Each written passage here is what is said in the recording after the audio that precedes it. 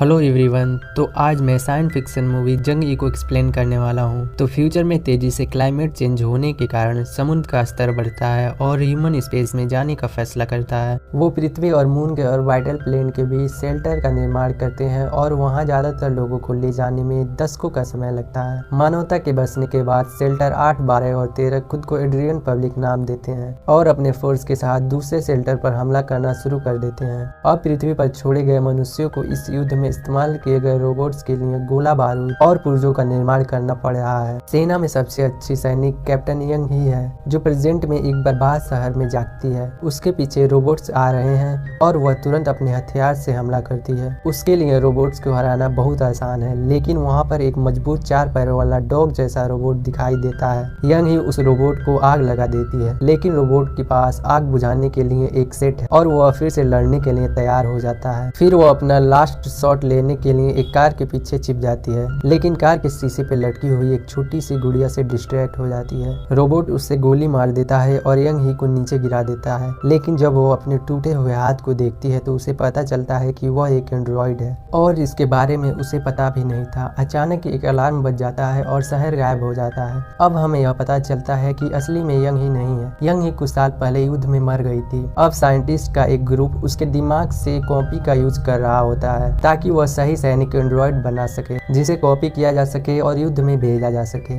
Progress ज्यादा नहीं हुई है क्योंकि सिमुलेशन के दौरान यूं ही हमेशा उसी जगह पर हार जाती है और वह नहीं जानते आखिर क्यों। टीम के लीडर यूं ही की अपनी बेटी सी ह्यूंग है, जिसे अपनी माँ का चेहरा बार बार मरते हुए देखना पड़ता है। प्रोजेक्ट का डायरेक्टर सांग हुंग है। प्रेजेंटेशन के वीडियो में बताया जाता है कि कैसे वह युग ई के न्यूट्रल कैटिक्स की मैपिंग कर रहे हैं और इसे अब तक के सबसे उन्नत कॉम्बैट कमांड एआई को विकसित करने के लिए डेटा में बदलाव कर रहे हैं। सी हुंग दिखाती है कैसे सिमुलेशन बिहेवियर पैटर्न रिकॉर्ड कर रहे हैं। तभी सैनिक ने नोटिस किया कि एंड्रॉयड अभी तक सिमुलेशन से नहीं निकली है। अब जब तक कि टीम युंग ही के लास्ट मिस्टेक को सॉल्व नहीं करते तब तक सरकार इस प्रोजेक्ट को फंड नहीं करेगी। प्रेजेंटेशन खत्म होने के बाद सी हुंग और सांग हुंग की मीटिंग होती है। सांग हुंग सिंह हुंग को याद दिलाता है कि उसे उसका पूरा समर्थन है और अध्यक्ष उससे बड़ी चीजों की उम्मीद करते हैं। उसने 10 साल पहले चेयरमैन के लिए काम करना शुरू किया था, लेकिन वह जानता है कि सी हुंग तब छोटी थी जब उसने अपनी माँ को खो दिया था।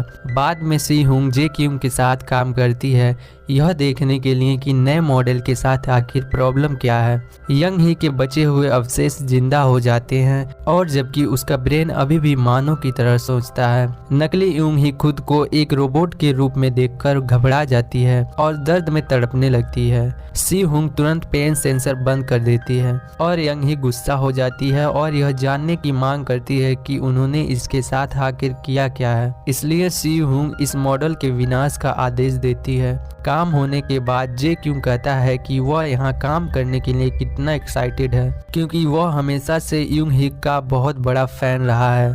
उसे वह हीरो कहता है। सी हुंग बताती है कि युंग ही कभी हीरो नहीं बनना चाहती थी। वह केवल सी हुंग के ट्रीटमेंट के लिए पैसे के लिए मशीनरी के रूप में युद्ध में शामिल हुई थी, क्योंकि सी हुंग जब एक छोटी बच्ची थी तब उसके फेफड़ों में एक ट्यूमर मिला था। वह हर बार रोती थी जब भी उसकी माँ युद्ध के लिए जाती थी और उसकी सर्जरी का भी वही दिन था जब उसकी माँ की मृत्यु हुई थी। फिर से सी हुंग घर के लिए निकलती है और लोकल ट्रेन लेती है।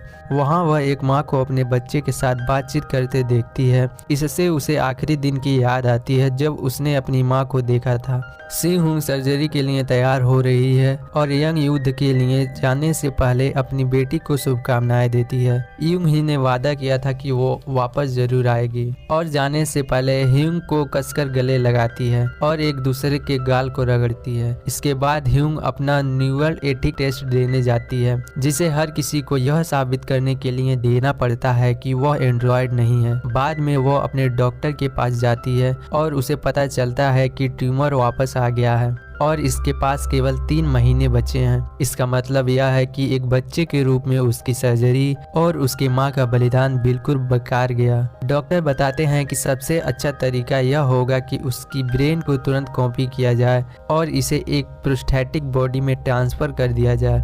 क्योंकि कानून उन लोगों की रक्षा करते हैं जो आजकल ऐसा करते हैं, लेकिन वे केवल उन लोगों की रक्षा करते हैं जो टाइप ए के साथ ऐसा करते हैं। टाइप ए के अलावा टाइप बी भी है जो सस्ता है, लेकिन साथ ही कहीं जाने की आज़ादी और गोद लेने जैसे अधिकार वो खो देते हैं। और वह टाइप सी भी चुन सकती है जिन्हें इंसान नहीं माना जाता। इसमें अपने ब्रेन डाटा को किसी कंपनी को रखने की परमिशन देते हैं। इसका मतलब यह है कि वह एक ही इंसान का हजारों क्लोन बना सकते हैं, लेकिन कम से कम इसमें प्रोस्थेटिक बॉडी फ्री आता है। टाइप सी वही है जिसे यंग ही ने अपने बेटी की सर्जरी के लिए चुना था। सी हुंग कहती है कि वह इसके बारे में सोचेगी और डॉक्टर को रिचार्ज करने के लिए छोड़ देती है क्योंकि वह भी एक एंड्रॉयड है। अगले दिन सी हुंग की टीम ब्रेन की न्यू कॉपी बनाती है और एक नए सिमुलेशन पर इसका टेस्ट करने के लिए तैयार हो जाती है। लेकिन इस बार टीम को शुरुआत करने से पहले एंड्रॉयड के पैर में शूट करने को बोलती है। जब यंग ही सिमुलेशन में जागती है तो उसके पैर के घाव को देखकर तड़पने लगती है। हालांकि जब दुश्मन उसे मारने वाले होते हैं तो उसके ब्रेन में एक नए एरिया में कुछ हलचल होती है और यंग ही लड़ने के लिए खड़ी हो जाती है। वह लड़ती है लेकिन एक दुश्मन उसे मार देता है। यह अफसोस की बात है कि उन्होंने इस नए ब्रेन को पहले ही खो दिया, लेकिन सांग हुंग एक्साइटेड है और इसे उच्च अधिकारी को दिखाने के लिए सोचता है। अगले दिन चेयरमैन वहां नहीं होता, इसके बदले उसकी मुलाकात प्रोडक्शन डिपार्टमेंट के नए हेड से होती है जो सांग हुंग पर हंसते रहती है और उसे सीरियसली नहीं लेती। कुछ दिनों बाद टीम उस नए हिस्से को देख रही होती है जिसका यूज वो अपने एंड्रॉयड टेस्ट के लिए कर सकते हैं। जब उन्हें बताया जाता है कि चेयरमैन उन्हें देखने आए हैं, जैसे ही दोनों ऑफिस में इंटर करते हैं सांग हुंग अचानक से फ्रीज हो जाता है और पता चलता है कि असली में वह एक एंड्रॉयड है जिसे चेयरमैन ने अपने ब्रेन को कॉपी करके बनाया है।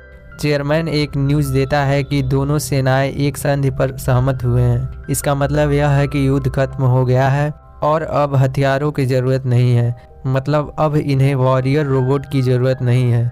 यंग ही पर किए गए रिसर्च को बेकार नहीं मानते, हालांकि वे लोग इससे अच्छी एआई डेवलप कर पाएंगे। लेकिन सी हुंग अपने मां की प्रोजेक्ट को जारी रखना चाहती है, लेकिन चेयरमैन मना कर देते हैं। कुछ घंटों बाद टीम काम पर वापस चली जाती है और उन्हें इस प्रोजेक्ट को बंद करना होगा। युंग ही भी उसी जगह पर मरती है और सांग ह्यूंग गुस्सा हो जाता है क्योंकि लोग इस नए ब्रेन एरिया को फिर से एक्टिवेट नहीं कर पा रहे हैं, इसलिए वो एंड्रॉयड का हाथ काट देते हैं। अपनी मां को दर्द में देखकर सी हुंग सिस्टम को बंद कर देती है और गुस्से से सांग हुंग अपने बंदूक पर धमकाता है, लेकिन तभी एक वर्कर वहां आता है बताने के लिए कि चेयरमैन उससे मिलना चाहते हैं। सी हुंग अपने टीम को थैंक यू बोलती है प्रोजेक्ट में साथ देने के लिए, लेकिन प्रोजेक्ट बंद होने से पहले सभी को डाटा इकट्ठा करने और भेजने के लिए कहती है। सी हुंग जे क्यूंग के कमरे में कुछ सुनती है और अंदर जाती है। वहां वह देखती है कि के जिंग ने गंदे काम करने के लिए नए एंड्रॉयड यूज कर रहा है जो यंग ही का चेहरा पहने हुई है, लेकिन के जिंग बोलता है कि वह सिर्फ आदेश का पालन कर रहा है।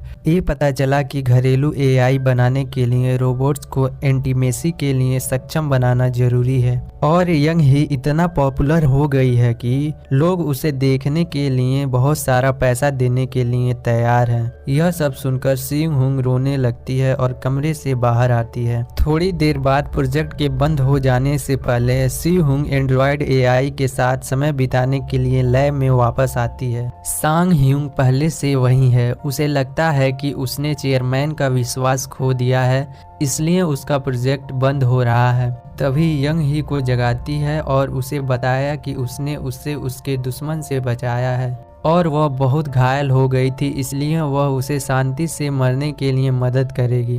जब सी हुंग उसे बंद करने वाली होती है तो वह जिस ब्रेन एरिया की तलाश कर रहे होते हैं अचानक उसमें लाइट जलने लगती है और यंग ही पूछती है कि क्या उसकी बेटी सर्जरी से पहले बच गई।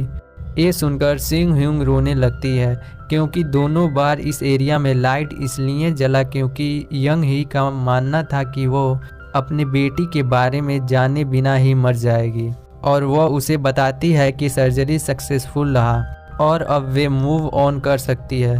यंग ही यह सुनकर राहत महसूस करती है और स्वीकार करती है कि वह दोषी महसूस कर रही है, क्योंकि वह लड़ाई के दौरान उसने सर्जरी से जाने से पहले अपनी बेटी की दी हुई गुड़िया खो दी है। इसलिए वह हमेशा ही एक जगह पर हार जाती है जहां उसे कार में एक छोटी गुड़िया दिखती है। अब वे सुनने के बाद सी हुंग अपने मां को शट डाउन कर देती है और चिल्लाते हुए पूरी तरह से टूट जाती है। अगले दिन सी हुंग प्रोजेक्ट को बंद करने से पहले एक लास्ट सिमुलेशन करना चाहती है। वे टीम के दूसरे सदस्यों से कहती है कि वे अकेले चीजों को सेट करेगी और एक बार जब वे चले जाते हैं तब सी हुंग अज्ञात हिस्सों को हटा देती है। हमेशा की तरह यंग ही उस जगह पर मर जाती है। जे क्यों अजीब रीडिंग पाता है। एंड्रॉयड को ले जाते हैं और सांग ह्यूंग को अचानक से पता चला कि उसने कुछ अजीब देखा है। वह लैब में आता है और स्लो मोशन में सिमुलेशन को देखता है। तब पता चलता है कि यूंग ही को गोली नहीं लगी, वे केवल मरने का नाटक कर रही है। सा ह्यूंग तुरंत अलार्म को एक्टिवेट कर देता है और यंग ही सबको मारकर भागने लगती है। सी हुंग लैब में वापस आती है और सारी डाटा को डिलीट कर देती है। यंग ही भागने की रास्ता ढूंढती है और उसके जैसे दिखने वाले दर्जनों रोबोट से भरे हुए कमरे में आती है। इससे पहले कि यहाँ से भाग पाती तब तक दूसरे रोबोट उसे ढूंढ लेते हैं और भयानक लड़ाई होने लगती है। यंग ही सबको हरा देती है और एक रोबोट उसे मारने वाला होता है। तभी सी हुंग उसे डिसेबल कर देती है। यंग ही से कहती है कि वे दोनों इसमें साथ में हैं और यंग ही उस पर भरोसा करती है। कुछ देर बाद सुरक्षा की एक नई टुकड़ी हैंगर पर पहुंचती है और वे यूंग ही पर शूट करते हैं। हालांकि जब वे शरीर की जांच करते हैं तो पता चलता है कि यंग ही का शरीर खाली है। कैमरे की जांच से पता चलता है कि सी हुंग ने बॉडी से ब्रेन को निकालकर दूसरे रोबोट में लगा दी है। जब सी हुंग यंग ही को ट्रेन में लाती है पर सांग हुंग उनका इंतजार कर रहा होता है। सांग हुंग सी हुंग पर आरोप लगाता है कि चेयरमैन ने उसका साथ दिया लेकिन उसने धोखा दिया है। सी हुंग कहती है कि उसने अपनी मां के याददाश्त से अपने बारे में सब कुछ मिटा दिया है ताकि वह बिना और किसी बलिदान की एक नई शुरुआत कर सके। प्रोजेक्ट का बदला लेने के लिए सांग हुंग सी हुंग के कंधों पर गोली मार देता है। यंग ही यह देखकर उस पर हमला करती है। जब सांग हुंग खिड़की पर अपना चेहरा देखता है तो डर जाता है। वह खुद को एंड्रॉयड देखता है। सी हुंग उसे चेयरमैन का खिलौना कहती है। सांग हुंग पागल हो जाता है और दोनों पर हमला करता है। यंग ही उसे नष्ट कर देती है और ट्रेन से बाहर फेंक देती है, लेकिन वह हुक को पकड़कर अंदर वापस आ जाता है। जैसे ही सांग हुंग और यंग ही लड़ना शुरू करते हैं, ट्रेन आखिरकार शहर पहुंच जाती है और ट्रेन का निचला हिस्सा टूटने लगता है। सी हुंग हुक फेंककर अपनी मां को बचा लेती है और सांग हुंग गिरकर मर जाता है। कुछ देर बाद ट्रेन काम करना बंद कर देती है। यंग ही सी हुंग के गोली का देखभाल करना चाहती है, लेकिन वे पुलिस के आने का आवाज सुन सकते हैं। लेकिन सी हुंग बताती है वैसे भी उनके पास ज्यादा समय नहीं है। वह चाहती है कि यंग ही भाग जाए और नया जीवन शुरू करे, जहां वे अपनी बेटी की बजाय खुद के बारे में चिंता कर सके। वे अलविदा करने के लिए बेटी को गले लगाती है और उससे अपना गाल रगड़ती है, जैसा कि वह पहले किया करती थी। जैसे ही यंग ही ट्रेन से नीचे जाती है, सी हुंग अपने मां के अच्छी भविष्य की कामना करती है और मर जाती है। यंग ही पहाड़ों तक पहुंच चुकी है, इंसानों से दूर, ताकि वे अपनी आज़ादी को एंजॉय कर सके। यहीं पे एक कहानी खत्म होती है। अगर आपको यह वीडियो अच्छा लगा हो तो लाइक करें और इसी तरह के वीडियो देखने के लिए हमारे चैनल को सब्सक्राइब करें।